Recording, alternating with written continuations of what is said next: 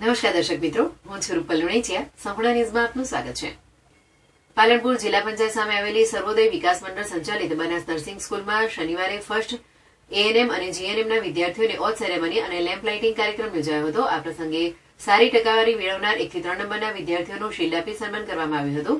આ પ્રસંગે ANM second બેચનો 100% result સાથે વિદાય સમારંભ પણ યોજાયો હતો, જેમાં ડીવાયએસપી જે ગામિતી, તાલુકા હેલ્થ ઓફિસર દીપકભાઈ આનાવાડિયા, ટ્રસ્ટી શૈલેષભાઈ વ્યાસ, હરેશભાઈ વ્યાસના વ્યાસ શાળાના પ્રિન્સિપાલ સહિત મોટી સંખ્યામાં વિદ્યાર્થીઓ અને વાલીઓ ઉપસ્થિત રહ્યા હતા.